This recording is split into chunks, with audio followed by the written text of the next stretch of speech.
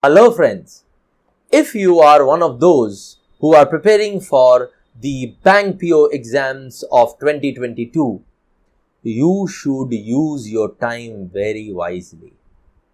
And why only Bank PO exam? Anyone who is targeting any competitive exam in 2022 should use his or her time very wisely, because time is the biggest resource. You have limited time. You have unlimited competition. You have so much to do. So how one person would succeed and another would fail? The person who uses his or her time well, effectively, would win. The person who would not be able to do that, who would waste his or her time by doing unnecessary things, he or she might do a lot of hard work, but he or she might be directing their efforts in the wrong direction, then that person would not succeed. The other one would. Okay, right? So today's main agenda would be to teach you through one of my techniques how to utilize your time effectively, especially in the area of vocabulary, right? So how are we going to do that? We are going to do some activities that would direct you towards the understanding by the end of this lecture that how you should use your time wisely, at least in the vocabulary part and the vocabulary area of your preparation. Okay? So, the steps in achieving that, how do we do that? We are going to focus on idioms today. We will take up idioms that came in previous year prelims paper. Okay? Now, you see, nowadays the vocabulary question, the nature has changed. From direct vocabulary question, they have moved on to usage based question. So, we will not only take up those idioms and understand their meaning, we will understand their contextual significance also through association, through using them in sentences. Okay? Then, we will not stop at that. With each one of these idioms that had come in previous year papers, we will do at least 10 to 15 other words or idioms, associated words or idioms. They can be synonyms, antonyms, so that you would be not only learning the meaning of this idiom that has come, but so many things associated with that, related to that. Okay? And after learning about the idioms, we will do the questions that came based on that idiom. Now, here I have taken memory-based papers, the questions that were said by students that these were the questions that have come. So, you see, in some parts they might be incomplete, so therefore I have used my own sentences to complete them, right, and to make it more challenging for you. For example, in some cases there were only 3 sentences. I gave you 4 sentences so that you are able to take up a little more challenge and see whether you are up to the task or not. So, a little bit change has been done where it is relevant, but more or less I have kept the questions in the form that had come in the previous year papers. Okay? So, what are we waiting for? Let's learn these words and idioms and also learn the trick of using our time effectively. Let's start off. So, let's start with the first idiom of today, and that is cannot see eye to eye. Now, to learn the idioms of today, we are going to employ a technique called Ram Sir, right? So, in a moment it would be clear to you what this technique is, because I am going to explain each one of the idioms of today through this technique. So, the R of Ram corresponds to roots or meaning. Okay. So, here we would look at the meaning of the idiom, which is to not agree. So, cannot see eye to eye means to not agree. In extreme cases, it means enmity, right? Enmity means to have an enemy-like behavior with someone. Association. So, let's have an association. An association is something which helps us to make an image and which will help us to remember that word in terms of its usage, in terms of its meaning. Okay? And that A in Ram stands for association. So, association in this case, say husband and wife. Normally what we see, after some loving years, husband and wife get into a relationship where they are not able to see eye to eye in most issues, right?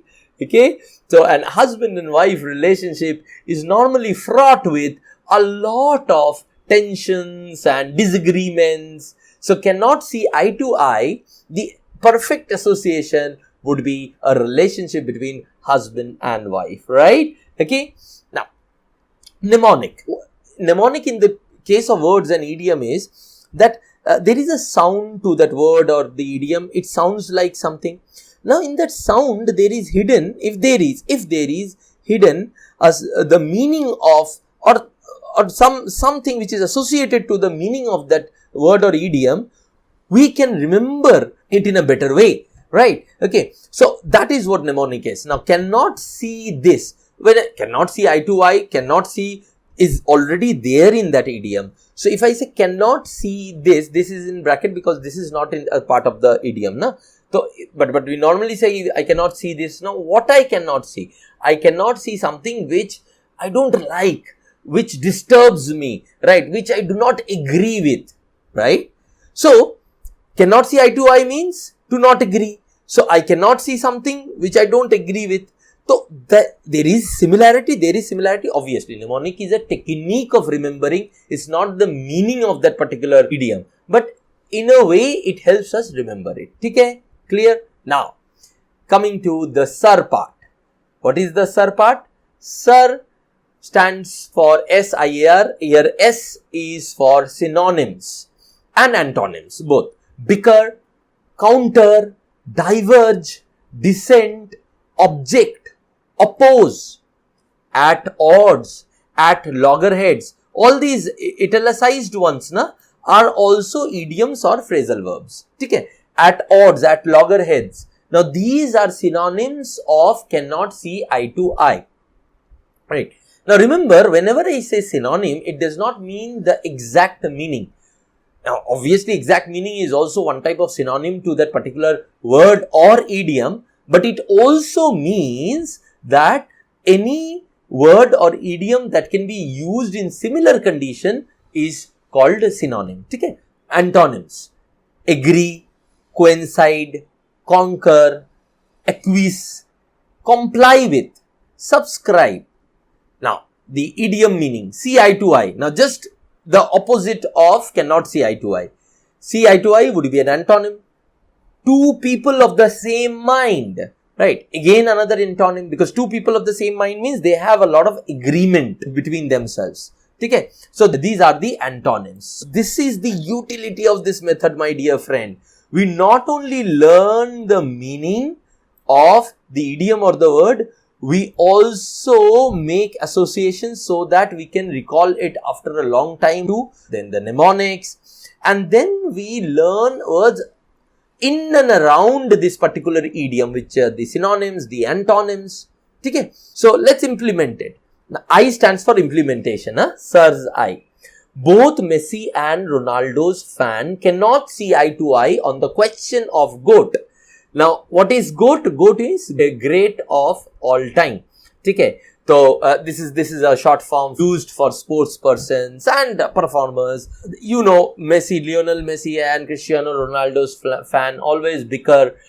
They cannot see eye to eye over on this issue, at least, that who is GOAT. Messi fans say Messi is GOAT. Ronaldo says Ronaldo's fan says Ronaldo is GOAT. So this is the implementation. This would be fans. This would be fans. That was a typo error. Take. So this is implementation. Now in sir, R is remaining. So what is R?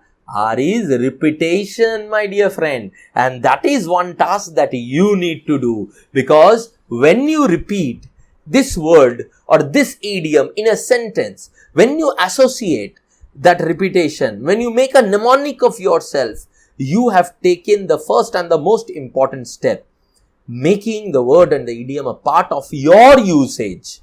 And that would help you to remember the word or idiom in years to come. Okay? Right? So this one is a very important task for you. And I would want you to put in the comment section your sentences with this cannot see eye to eye.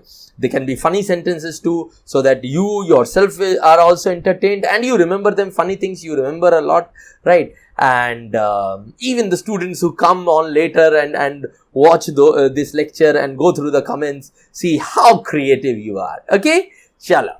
Before moving on to the next idiom, let us do the question that came in previous year papers, right, on the basis of this idiom.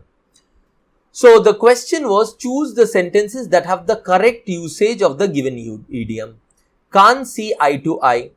So let's look at the 3 sentence usages.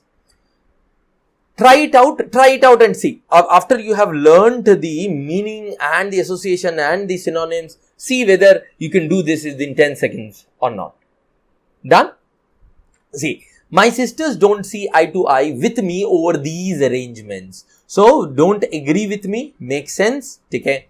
His experience in the job has seen eye to eye. Doesn't make any sense. There is no disagreement kind of contextual significance in here. So, 2 would not be the answer. 1 would be one of our usages which is correct.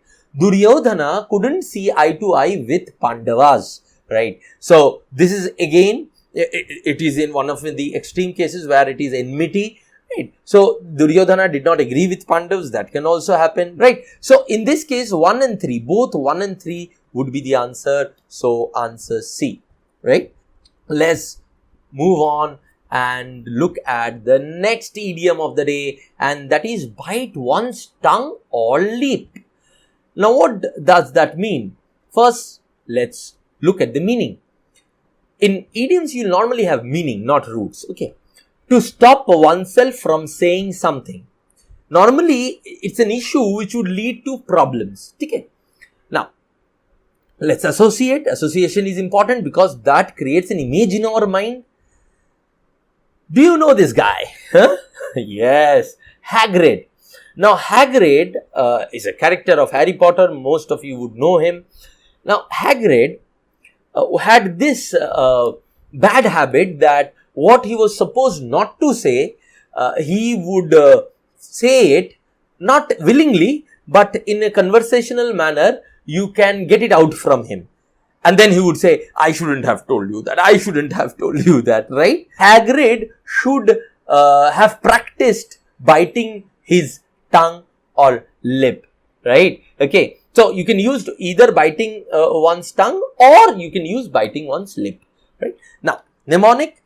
You see, in Hindi, there is a kahavat which says, baat ka batangad, right? So, if you see bite tongue, sounds somewhat like batangar. Now, if we remember this idiom of Hindi, we can relate that if you don't bite your tongue, then ho jayega baat ka batangar, right? So, some similarity. This is how mnemonics are made. You obviously can make your own mnemonics. You are more creative than me, and I'm sure that you would come out with hilarious and super effective mnemonics. And I would want that you share them with us in the comment section. Then it would be great for everyone, right? Now, and then next, synonyms. Fall silent, hush up, clam up, right? These are the synonyms. Then idiomatic synonyms. Zip one's lip, shut one's gob, keep one's lip sealed. All of these are synonyms to bite one's tongue. Okay? Antonyms. Babble, being chatty, motor-mouthed, circulate rumors, rumor mongering, run off at mouth, right? These all are antonyms. Now, I tell you now that synonyms are similar meaning words in a specific context. So, all synonyms would not go in all contexts. Similarly, all antonyms will not go as opposite in all contexts. For example, in this case, Hagrid's case, we know that he was motor-mouthed. But was he a person who circulated rumors? No. Right. So circulate rumors or rumor mongering would not go with Hagrid or not go as antonym to bite one's tongue in this association, in this example. But motor mouth would go. Babbling would go. Okay? Run off at mouth would go. Okay? So let's implement it with the same example that I gave you. There are many instances in Harry Potter where Hagrid should have bit his tongue. Okay? Right? Now, again, repetition, your task. I would be waiting for innovative sentences from you guys on this idioms and the other ones. Chalo, let's do the question based on this idiom. Bite one's tongue. So you'll have to see which one had the correct usage. Try it yourself first, 10 seconds. Done. I wanted to tell him exactly what I thought of him, but I had to bite my tongue. So I was going to say something and I avoided saying that. So that is what bite my tongue essentially means also, right? So one definitely fits. The clerk had to bite his tongue not to give advice to the new recruit. Again, the context fit that the new recruit, the clerk was going to give an advice to the new recruit, but he bit his tongue. Monica's performance at the function last night just bit her tongue. This is useless. The meaning of bite her tongue has no significance in this sentence. Fourth one, I bit my tongue off to avoid conflict. Now, this, a lot of people might mark this correct at the starting because they would not be very careful. You shouldn't be careless in the exam. See, I bit my tongue off. This does not mean bit my tongue. Bit my tongue means to not say something. And here we are using bit my tongue off. It means that I cut my tongue off, right? I removed my tongue. That is not something that I wanted to mean, no? So only 1 and 2, both 1 and 2 in this case would be the correct one. Tick, clear? Next. The next idiom is up in the arms. The meaning of up in the arms is to protest vigorously about something, even to the extent of being upset and ready to fight. Up in the arms, right? Now, at this juncture, at this point, what best example can I give rather than the war at Ukraine? Now, here this lady and this old gentleman are up in the arms, means they are protesting vigorously about stopping the war in Ukraine, right? Okay? Okay? Mnemonic, take up arms. Now, what is take up arms? Take up arms, now up arms was already there, na? Up arms is already there in this. So, up arms, just before that, if I use take up arms, because take up arms is a very common used phrase, which means to fight, to revolt. Okay? So, the take is obviously within brackets because it's not the part of this, but from a mnemonic perspective, if you say take up arms, you would get the idea that up in the arms is something where you are standing against someone. Okay? Synonym, indignant, hostile, riled, provoked. All of these are word synonyms. Now, the idiomatic synonyms. In an uproar, wrought up, at war. All of these are idiomatic synonyms. Antonyms. Calm, unruffled, unperturbed, cool as cucumber. Right? These are antonyms. Implementation. Civilians across Europe were up in arms against the Russian aggression in Ukraine. And that happened, right? You saw in various cities of Europe, people, common man, even in Russia, common man protesting against the war, right? Okay? Again, repetition is your task. Would be waiting for interesting things from you. Now let's do the question on up in the arms. Try it out by yourself first. Done? Now, the children were jumping up in the arms with excitement. Now, up in the arms meaning to, protest, right? To go against. Does this go? Right? This is a positive sounding statement. Does it go with the context and even with the tone of up in the arms idiom as a whole? No. So this is eliminated. Her eyes widened and her chest moved up in the arm faster. This is again irrelevant. This is talking about something physical, whereas up in the arms is about protesting. The town was up in arms over the state's plan to allow commercial flights at the air base. Right. So this is the town was up in the arms means the town was protesting over the state's plan to allow commercial flights at the air base. This makes sense.